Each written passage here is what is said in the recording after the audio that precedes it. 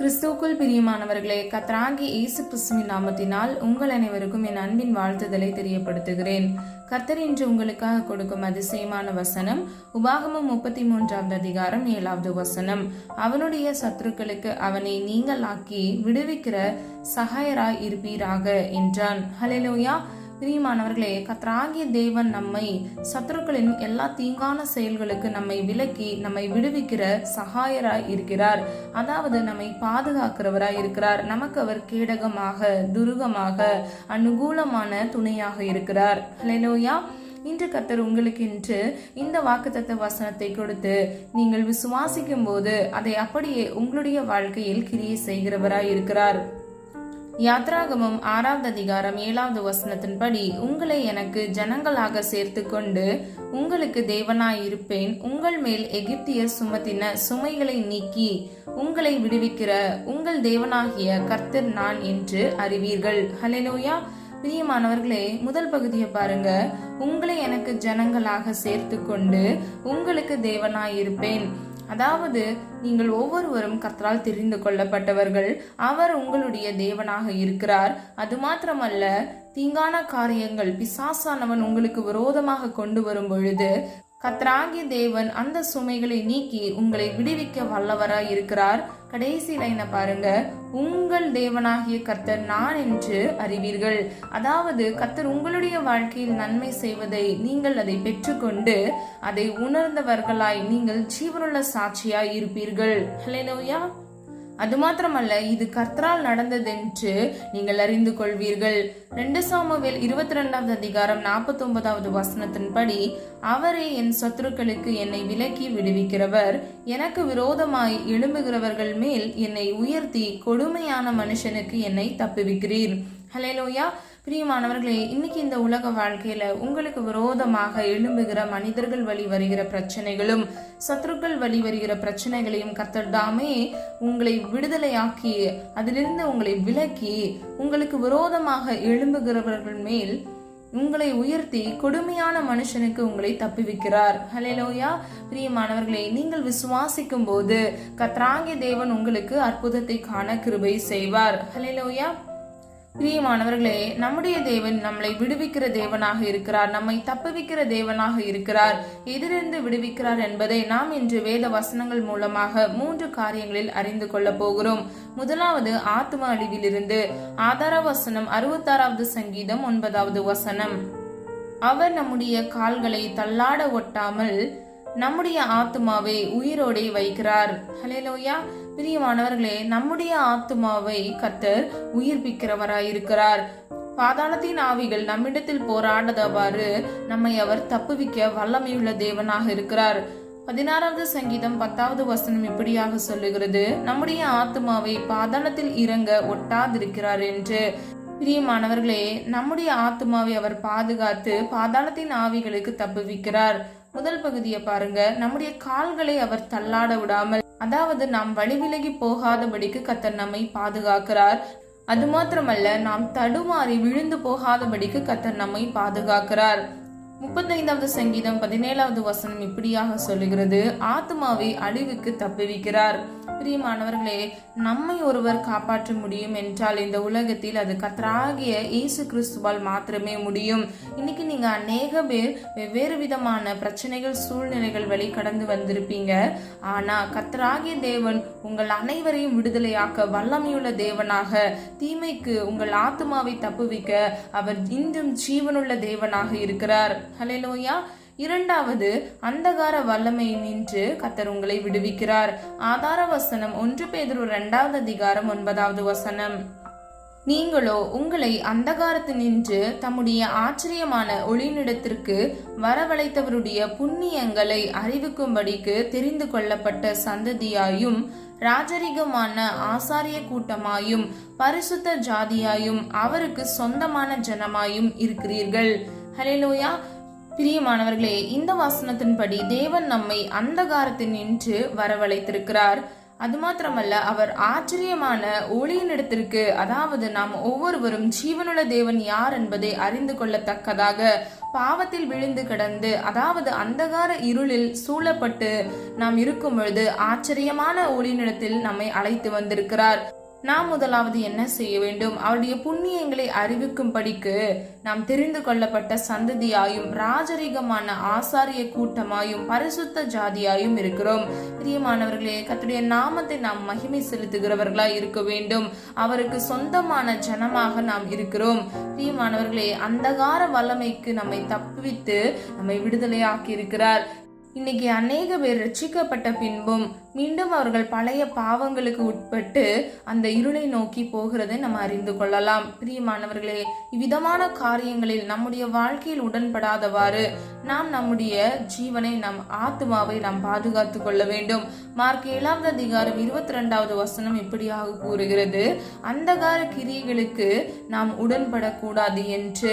பிரியமானவர்களே, மிகவும் கவனமுடையவர்களாய் ஜாக்கிரதை உடையவர்களாய் நாம் இருக்க வேண்டும். இன்னைக்கு யாராவது இருளின் பாதையில் கடந்து போய் கொண்டிருக்கிறீங்களா? உங்க வாழ்க்கை வீழ்ந்து போன உடைக்கப்பட்ட நிலைமையில் இருக்கிறதா? கர்த்தர் உங்களை விடுவிக்க வல்லவராய் இருக்கிறார். ஹல்லேலூயா. நீங்க கர்த்தருடைய சமூகத்துல நீங்க ஒப்புரவாகுங்க. கர்த்தர் நிச்சயமாக மீண்டும் உங்களை அந்தகார இருளில் இருந்து விடுதலையாக்கி ஆச்சரியமான ஒளியினிடத்தில், அதாவது கர்த்தர் உங்களை சேர்த்து கொண்டு உங்களை அணைத்துக் கொள்வார், உங்களை விடுவிப்பார், உங்களை மீட்டுக் கொள்வார். ஹல்லேலூயா. கடைசியாக உபத்திரவத்திலிருந்து விடுதலை கொடுக்கிறார். ஆதார வசனம் 1 சாமுவேல் 26வது அதிகாரம் 24வது வசனம், இதோ உம்முடைய ஜீவன் இன்றைய தினம் என் பார்வைக்கு எப்படி அருமையா இருந்ததோ அப்படியே என் ஜீவனும் கர்த்தரின் பார்வைக்கு அருமையா இருந்ததினால் அவர் என்னை எல்லா உபத்திரவத்திற்கும் நீங்களாக்கி விடுவாராக என்றான். ஹல்லேலூயா. பிரியமானவர்களே, இந்த வசனத்தை தாவீது சொல்லுகிறதை நம்ம பார்க்கிறோம். இந்த வசனத்தின் மூலம் நாம் அறிந்து கொள்ளலாம், கர்த்தருடைய பார்வைக்கு தாவீதனுடைய ஜீவன் அருமையாக இருந்தது. அது மாத்திரமல்ல, அவனை எல்லா உபத்திரவத்திற்கும் அவர் நீங்களாக்கினார். ஹல்லேலூயா. பிரியமானவர்களே, தாவீதை மாத்திரமல்ல, யோபுவை கூட கர்த்தர் உபத்திரவத்திலிருந்து விடுதலையாக்கினார். இதை நாம் யோபு 30வது அதிகாரம் 27வது வசனத்தில் அறிந்து கொள்ளலாம். பிரியமானவர்களே, தாவீதையும் யோபுவையும் கூட அல்ல, உங்களையும் கூட கர்த்தர் விடுதலையாக்க வல்லமையுள்ள தேவனாக இருக்கிறார். இன்னைக்கு அநேக பேர் உபத்திரவ பாதையில கடந்து வந்து கொண்டிருப்பீங்க. ஆனா கர்த்தராகிய தேவன் உங்களை எல்லா உபத்திரவத்திற்கும் நீங்களாக்கி விட வேண்டும் என்றே விரும்புகிறார். நீங்கள் தாவீதை போல விசுவாசம் உடையவர்களாய் கர்த்தருடைய பார்வைக்கு நீங்கள் அருமையா இருக்கும் பொழுது கர்த்தர் உங்களை விடுவிப்பார். நீங்கள் யோபுவை போல விசுவாசம் உடையவர்களாய் இருக்கும் பொழுது கர்த்தராகிய தேவன் உங்களை எல்லா உபத்திரவத்திற்கும் நீங்களாக்கி விடுவிப்பார். யாத்ராகமம் 4வது அதிகாரம் 31வது வசனத்தின்படி இஸ்ரவேலின் உபத்திரவத்தை கர்த்தர் பார்த்தார். பிரியமானவர்களே, இன்னைக்கு உங்களுடைய உபத்திரவம் கூட கர்த்தருக்கு தெரியும். நீங்கள் சொல்லவில்லை என்றாலும் கர்த்தர் உங்களை பார்த்து கொண்டிருக்கிறார். இன்னைக்கு நீங்க என்ன செய்ய வேண்டும்? விசுவாசம் உடையவர்களாய் அப்படியே சமூகத்தில் நீங்கள் ஜெபிக்கும் பொழுது கர்த்தராகிய தேவன் உங்கள் எல்லா உபத்திரவத்திலும் இருந்து உங்களை தப்புவிக்க வல்லமையுள்ள தேவனாக, உங்களை விடுவிக்கிற தேவனாக இருக்கிறார். பிரியமானவர்களே, சொல்லப்பட்ட வசனத்தை நீங்க தியானித்து பாருங்க. அது மாத்திரமல்ல, கர்த்தர் வியாதியிலிருந்து, பயத்திலிருந்து, கட்டுகளிலிருந்து, கண்ணிகளிலிருந்து உங்களை விடுவிக்கிறவராய் இருக்கிறார். ஹல்லேலூயா. பிரியமானவர்களே, நீ விசுவாசித்தால் தேவனுடைய மகிமையை காண்பாய் என்று வேதம் சொல்லுகிறது. இன்னைக்கு விசுவாசத்தோடு நம்ம விடுவிக்கிற தேவனை நோக்கி நம்ம ஒரு மனதா இணைந்து ஜெபித்து நம்ம விடுதலையை பெற்றுக்கொள்வோமா? ஜெபம். அன்பின் பிதாவே, அப்பா, எங்களை மது கரத்தில் ஒப்பு கொடுக்கிறோம். அறிந்தும் அறியாமல் செய்த தவறுகளை மன்னிங்க. எங்களிடத்தில் அநேக குற்றங்கள் உண்டு, குறைகள் உண்டு. அப்பா, நீ தயவாய் மன்னித்து ஒவ்வொரு பிள்ளைகளுடைய வாழ்க்கையில இருக்கக்கூடிய எல்லா அந்தகார இருள்கள், உபத்திரவங்கள், வியாதியினால் நெருக்கப்படுகிற சூழ்நிலைகளில் இருந்து இயேசுவின் நாமத்தினால் அப்பா ஒரு விடுதலை கட்டளையிடுங்க தகப்பனே. இந்த காணொலியை பார்த்து கொண்டிருக்கிற ஏதாவது ஒரு ஆத்மா அழிவை நோக்கி போய்கொண்டிருந்த இயேசுவின் நாமத்தினால் அப்பா அந்த ஆத்மாவை தீமைக்கு தப்புவித்து கர்த்தர் தாமே அப்பா சித்தத்தின்படி அவருடைய வாழ்க்கையை அப்பா ஆனந்த மகிழ்ச்சியாக மாற்றுவீராக. பிள்ளைகள் இழந்த சந்தோஷத்தையும் சமாதானத்தையும் இரட்டிப்பாக கட்டளையிடுவீராக.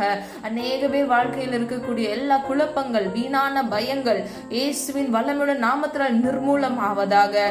கர்த்தராகிய தேவன் பிள்ளைகளை அப்பா எல்லா சத்துருக்களின் தந்திரங்களுக்கும் விலக்கி நீக்கி நீர் பாதுகாத்துக் கொள்வீராக தகப்பனே. சத்ருவானவன் கெச்சிக்கிற சிங்கம் போல பிள்ளைகளுக்கு விரோதமாக எழும்பினாலும் அப்பா, பிள்ளைகள் பயப்படாதவாறு இயேசுவின் வல்லமுள்ள நாமத்துல ஒரு விடுதலையை கட்டளையிடுவீராக. தேவையோடு இந்த காணொலியை பார்த்து கொண்டிருக்கிற ஒவ்வொரு பிள்ளைகளின் தேவைகளை கர்த்தர் சந்திங்க தகப்பனே. வியாதியில் அப்பா, சரீர சுகவீனத்தில் இருக்கிற பிள்ளைகளுக்கு பரம வைத்தியராக இயேசுவின் வல்லமுள்ள ரத்தத்தினால் ஒரு விடுதலையை கட்டளையிடுங்க தகப்பனே. அது மாத்திரமல்ல, உபத்திரவத்தின் பாதையில் கடந்து வருகிற ஒவ்வொரு பிள்ளைகளுக்கும் ஒரு விடுதலையை கட்டளையிடுங்க.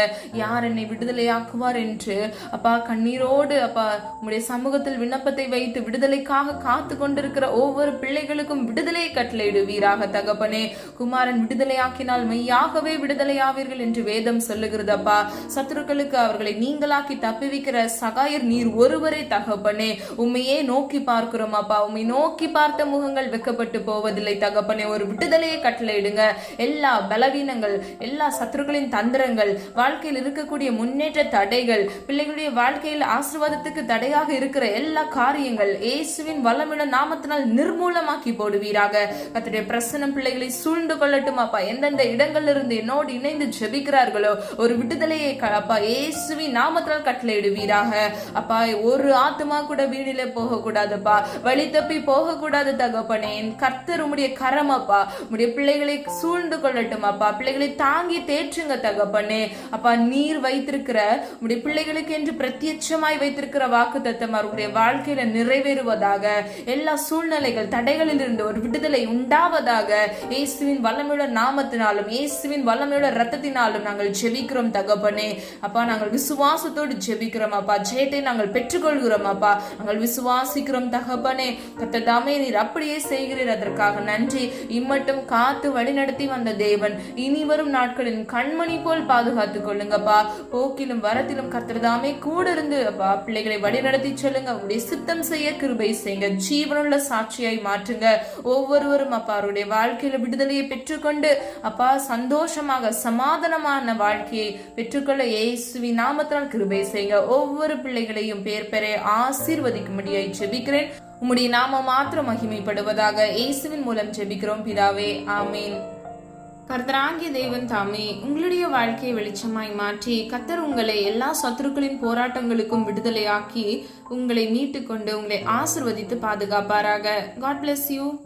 பிரியமானவர்களே, இந்த வீடியோ உங்களுக்கு பிடிச்சிருந்துச்சுன்னா லைக் பண்ணுங்க, சப்ஸ்கிரைப் பண்ணுங்க, பெல் ஐகான் கிளிக் பண்ணுங்க.